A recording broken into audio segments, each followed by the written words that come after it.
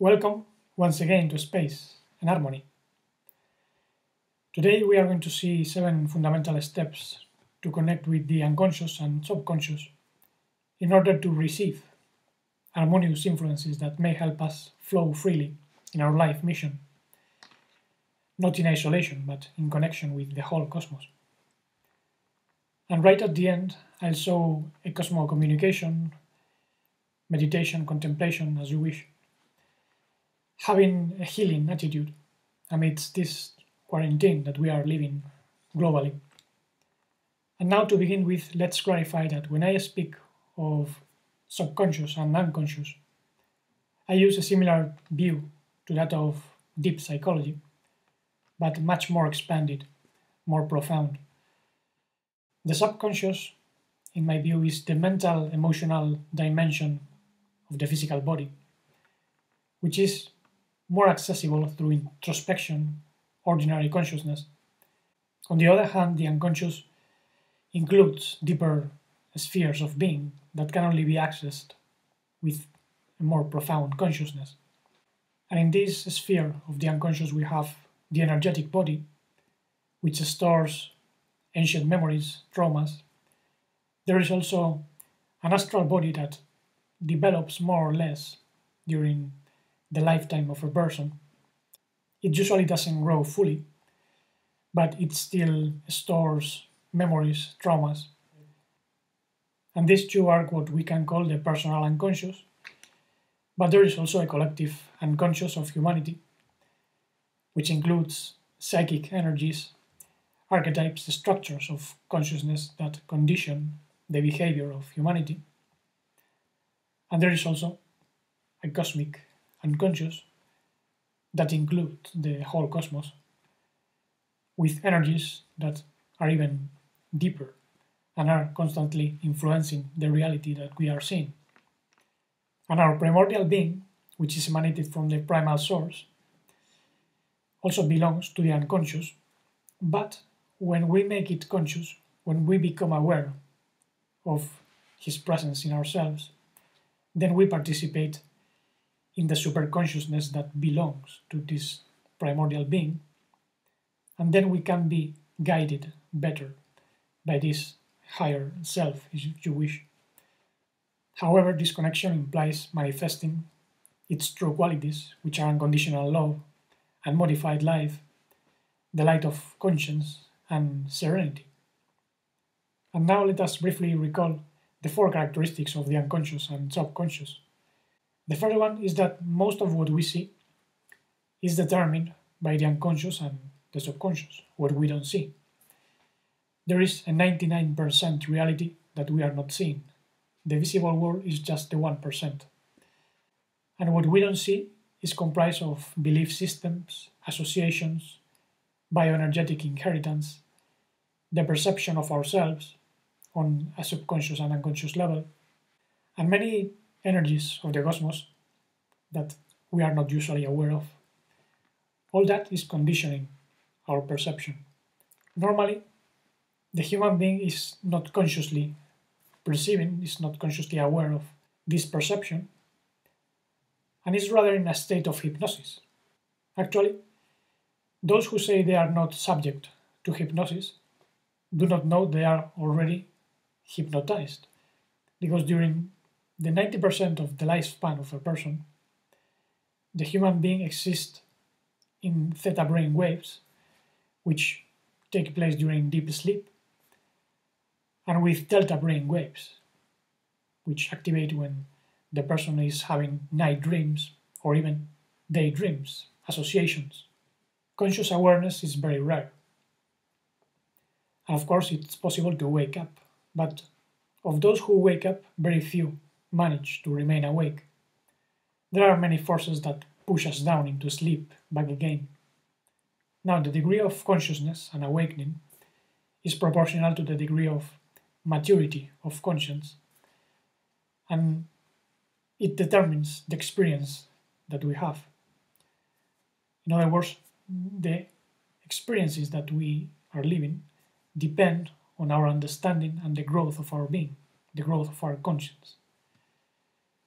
The second characteristic of the unconscious and subconscious is that these take everything for real. They do not distinguish between fiction and reality, and they take everything personally. For example, a movie causes us fear and reaction in our body psyche because we are rather in a state of trance, hypnosis. If we were completely detached, conscious of our perception, there would be no reaction, no fear, no violent movements. Besides that, when a person criticizes another one or hates another one, the subconscious in the body, for instance, cannot distinguish if this hatred is directed towards another person or oneself. This is why the body is affected by it. Don't judge, and you shall not be judged. You shall not be judging yourself. That's the key. In general, humans take everything personally, or tend to take things very personally, and this drains us up, leaves us completely without energy. The proud ego can easily get offended, so it's very important to spot how it behaves and dissolve this, to watch and let go. In the third place, we have that the subconscious and unconscious only work in the now, which binds past, present, and future. So there is no point in worrying about possible futures, what we did not, what happened to us. Only by changing the view we have now can we change the perception of the past. And then we can even learn about what happened. We can even laugh about certain negative experiences and thus attract better futures because we flow more consciously and we place ourselves in better timelines. And this is basically changing the past because it's as if we didn't come from the other timelines.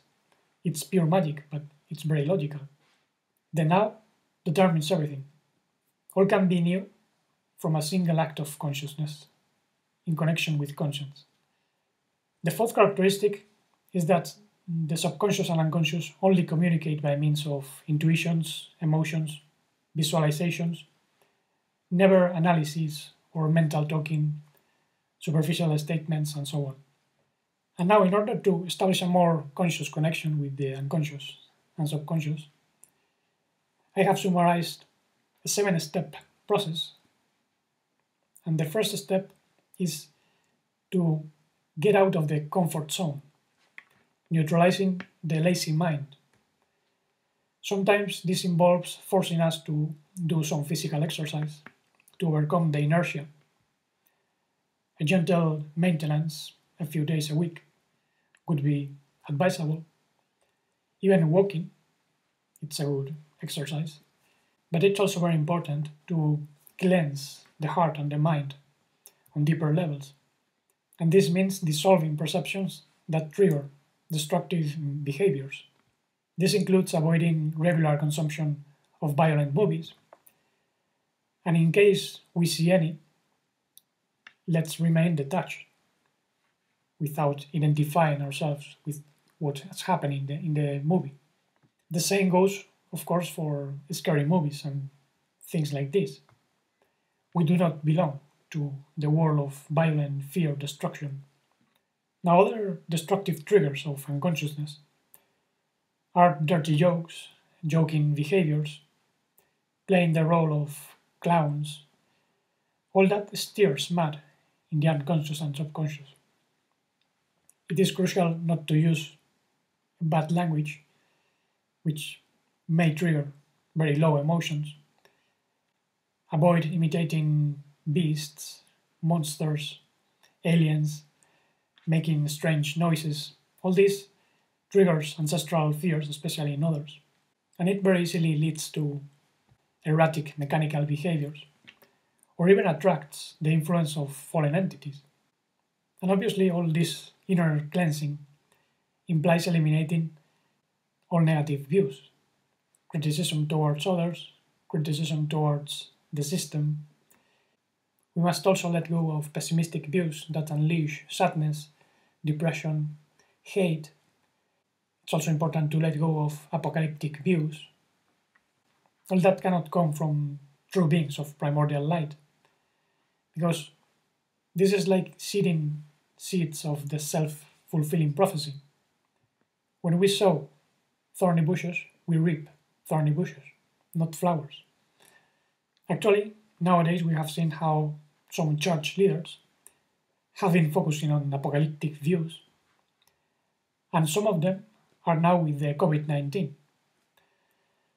This means their way of behaving was not protecting them.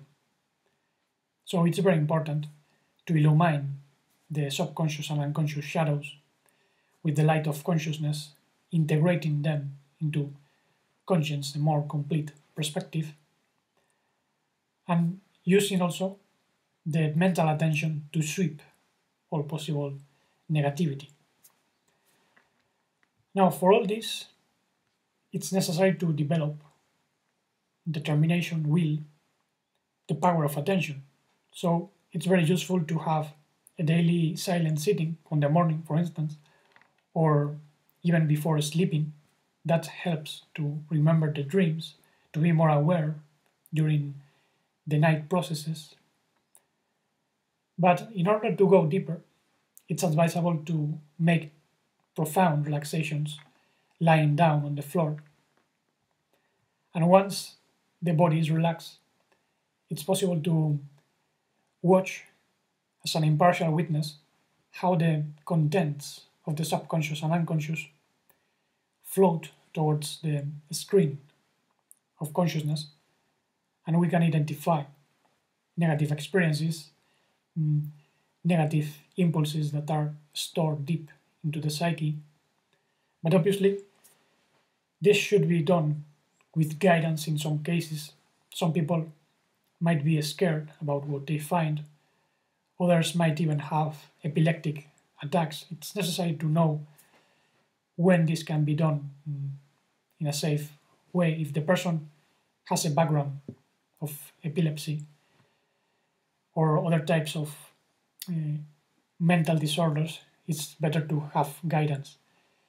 But if the person is confident and is very aware of what she or he is doing, then this can be done gradually. Some people have told me that when they try to do some of the meditations that I showed in other videos, they felt fear. And this is because they never watch inside themselves. And they obviously are afraid of what they might find. But it's important to trust always in contact with the sensation of the body, because that's the anchor. If we lose the reference of the body, we might get into trouble in some circumstances if we don't have experience. So in relation to all this, a self-evaluation is necessary and be responsible. But above all, the most important is to have an impartial attitude, to be detached from one's own selfishness. And this is exactly what the Master referred to when he said, "Step aside from yourself. Become detached from your falsehood." This was unfortunately translated as "deny yourself," when we are not denying ourselves. We are affirming our divine I amness and denying what we are not. Now, the second step must be to avoid consuming data passively. We should generate our own connections, our own reflections, even with our own comprehensive vocabulary. So don't be parrots or robots repeating what others say, even if it's true. Each person arrives at the truth in a different way, and with different personality backgrounds, different experiences.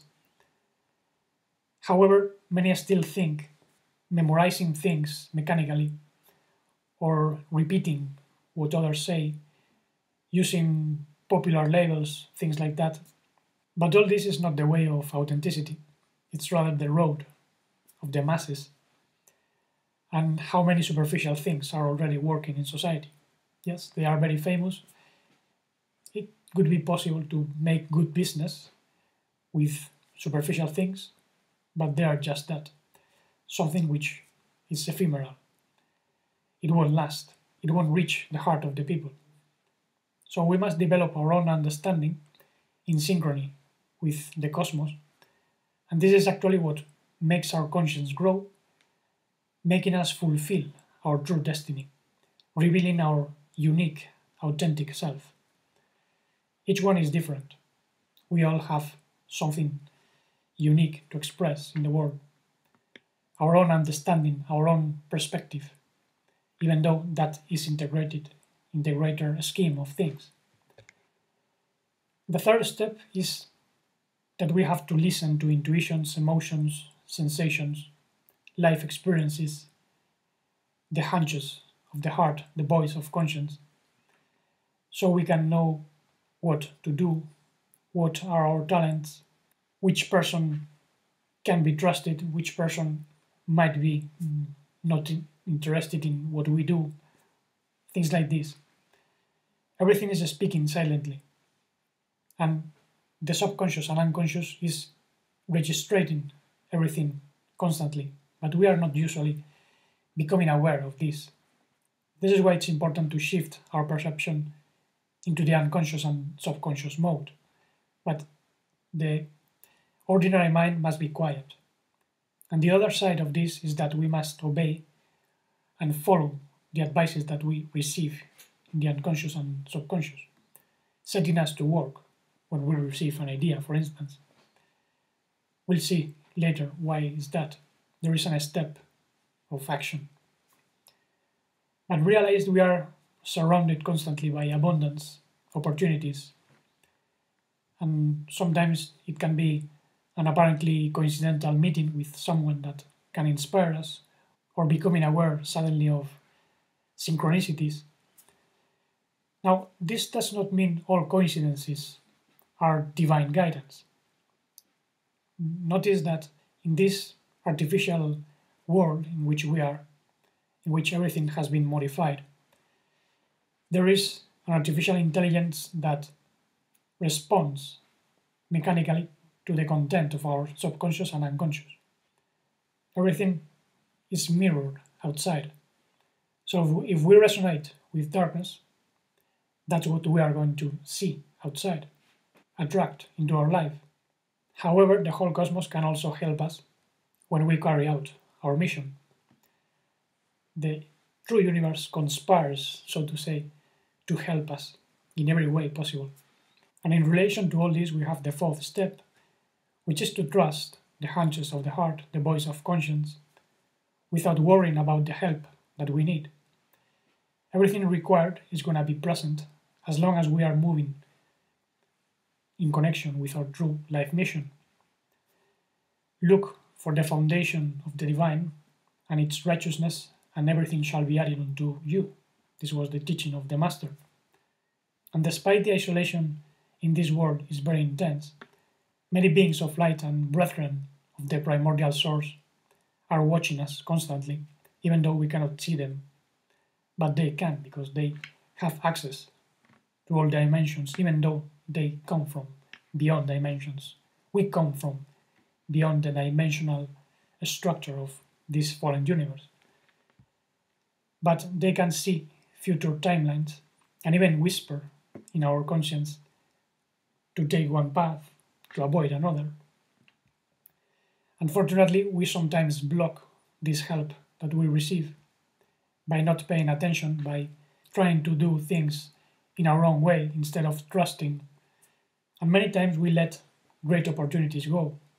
Actually, I can see now situations of my life in which I let go of important opportunities, and that led me to choose paths that were more painful, in which I experienced suffering and even a health crisis. And in most cases, those mistakes were because of a lack of confidence, a lack of understanding, a lack of attention. But now I can see all that from the distance. I can understand much more. And I know how to avoid all that if another situation of that kind appears. And in case you have experienced something like this, don't worry because doors open again. The possibilities of reconnection with ourselves in this life are not infinite, but they are always enough, so don't worry about that. The fifth step is that we must communicate with the unconscious and subconscious using intuitions, serene emotional states, images, visualizations, always uniting mind, heart, and body. We should deposit our questions inside and listen to possible answers in the future. Before sleeping is a good time to deposit a question deep into the heart, and our being is going to work in that answer. Can be answering in the form of dreams, or even the following day or the following week, month, with an encounter, with an association. We must be attentive to that.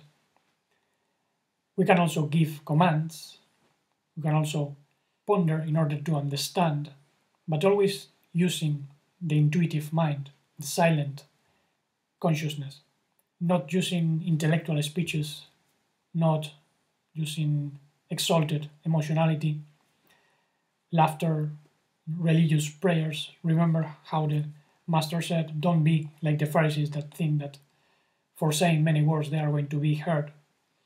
But it's the opposite. However, some of those superficial approaches are not entirely useless. Euphoria and laughter, for instance, may affect the subconscious and unconscious to some degree. They are used in social therapy, and they can have therapeutic effects sometimes, but they are not appropriate for going deep into the unconscious and subconscious in order to unlock certain obstacles. That's the thing. Because all those ordinary actions trigger memories and old habits, and that's what we want to overcome. Only when we silence our surface mind, it is possible to command consciously to vibrate in a higher state of being. And this is how the light garments are activated and transmit the information into the tree of lives, the neural paths of the cosmos around us, and even greater layers of the cosmos, back into the source. As we come from the primordial source, we can establish a two-way communication, bringing perceptions to be purified into the source and expressing the qualities of the primordial source into the world to illumine everything around us. This is a divine feedback. And that's exactly how we can be praying 24 hours a day. Pray without ceasing, said Apostle Paul. Unfortunately, all this was not very well understood. And this is what led many to establish ritual prayers by means of repetition during certain points of the day. And all that in reality may be useful, but to feed certain entities that eat human energy. Not necessarily dark entities, but there are natural entities that eat human energy. This is why in some religions, even Kabbalistic teachings, they use prayer as a way of receiving favors from angelic beings. This is how they think, but it's not the way taught by the true universal Messiah. Now the sixth step is following the threads of our profound happiness, developing our true talents, our true virtues, all of which fills us with true vitality. And this was well summarized by Joseph Campbell when he said, "Follow your bliss, and doors will open where you thought there were no doors before." This means that when we do what we came here to do, fulfilling our vital mission, we feel energized, we feel joyful, and this opens doors magically, doors of opportunity, because the cosmos wants this feedback of vitality. We cannot grow in happiness if we are in darkness. However, do not forget that bliss often comes after experiencing moments of darkness. The calm comes after the tempest. especially in this world. However, there can be blissfulness amidst darkness, or even having pain. It's not the same to experience suffering and pain. There can be pain without suffering, but this implies a connection with conscience.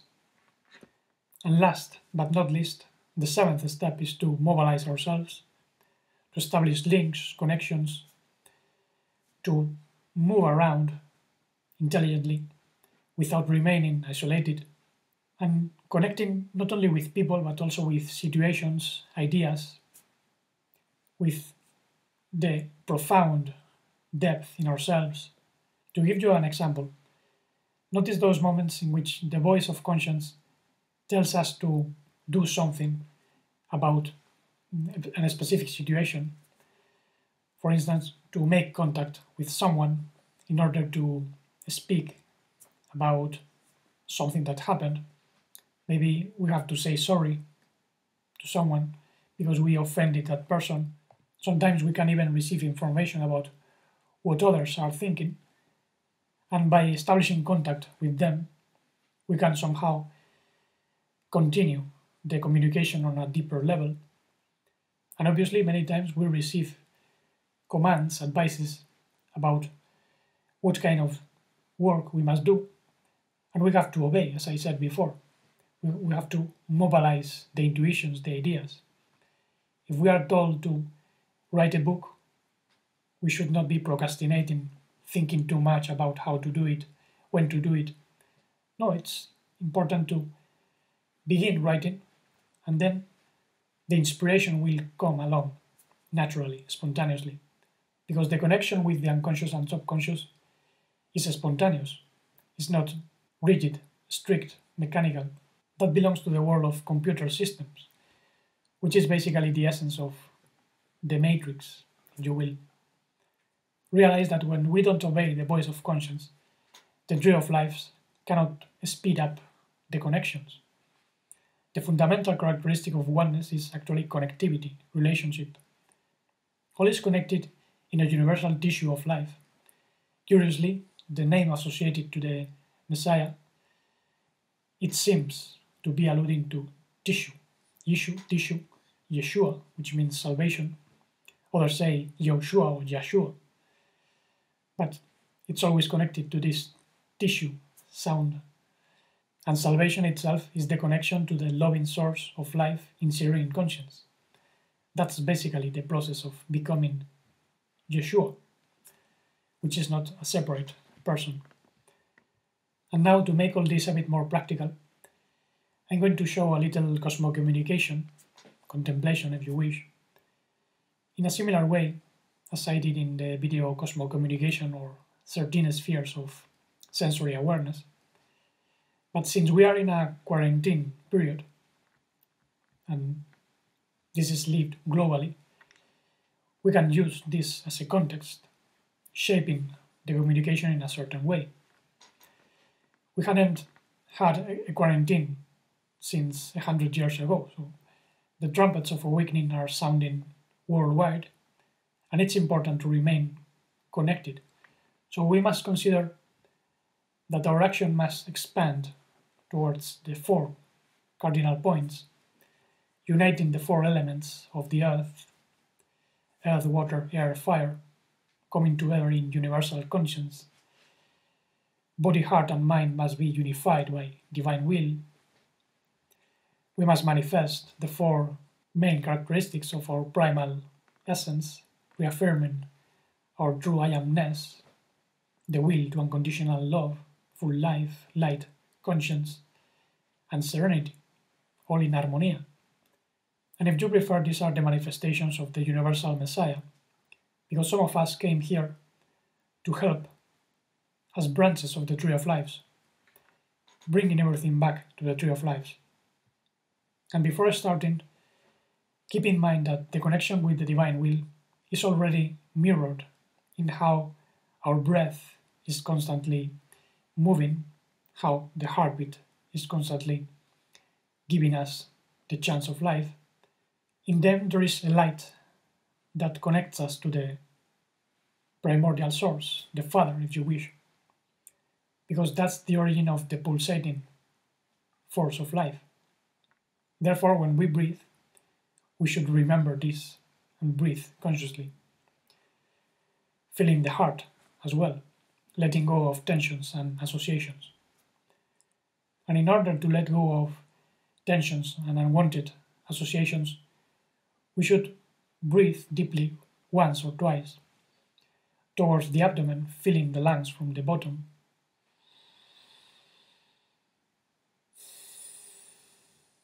Releasing preferably through the nose.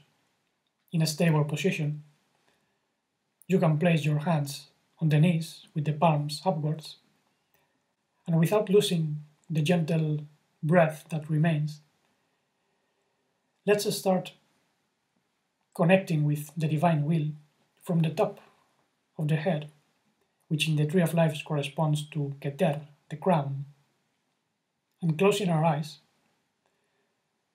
feeling a sensation on the crown, we can now expand our attention and consciousness, moving downwards, releasing tensions in the face, relaxing the neck,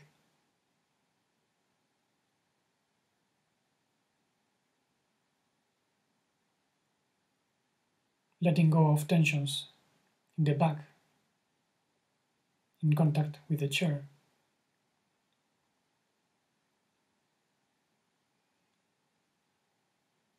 We let go of tensions in the arms,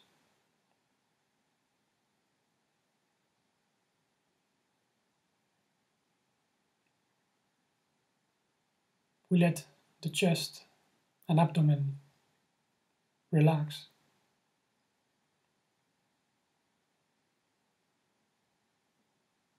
We keep moving downwards towards the legs, releasing all tensions there. Relaxing the hands in contact with the legs.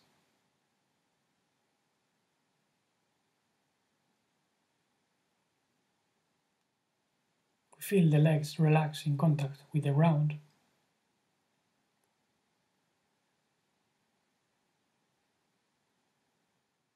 All without losing the awareness of the breath, which becomes more and more relaxed.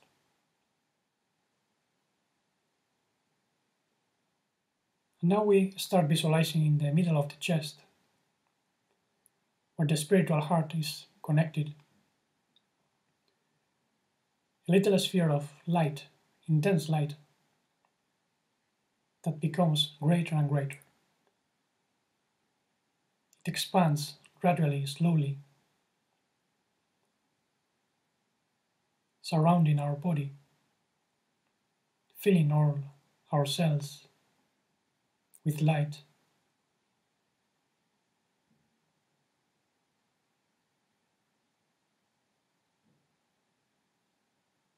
We keep expanding the sphere to family members,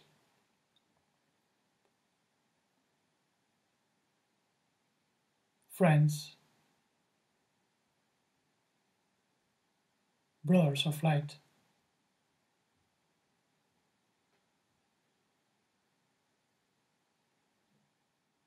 and we keep expanding the light all over the earth, connecting this physical earth with the true earth in conscience. We visualize how the four elements work in harmonia.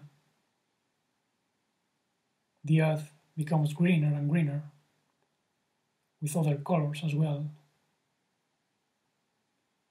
blues, violets.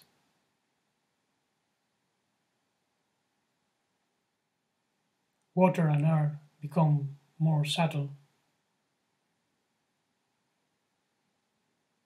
Everything is clean. There is no darkness at all.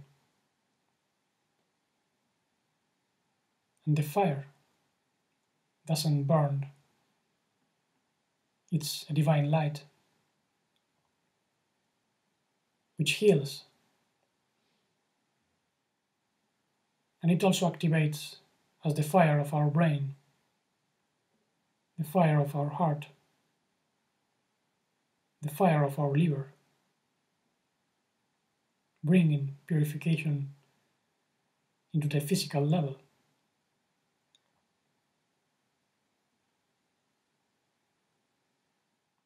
We are now integrating the physical earth, making every perception go to the true earth, up to the source,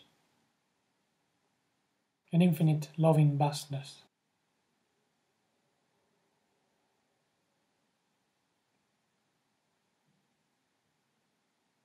Now breathing deeply once again, we open the eyes, and thus we can remain more connected to the universal conscience, knowing that we have a function to play in this dark world. It's our obligation to bring light into darkness. And notice these are simply suggestions. You don't have to be following exactly all these steps, but this is a useful way of doing it. It should not become a mechanical routine. Silent connections every day are necessary, in the morning and even before sleeping, but all from the spontaneous flow of life. True will and conscience are never forced. The most essential is to have a clear intention, which is what and why. The house will come little by little. And now thank you very much for listening. Below I leave the links to the web, blog, etc. Leave your comments and questions if you wish. That can help to promote this channel, as well as clicking thumbs up. That makes the channel more accessible to others. And until the next time, blessings of unconditional love, pure and modified life, integral conscience, and blissful serenity from the primordial source.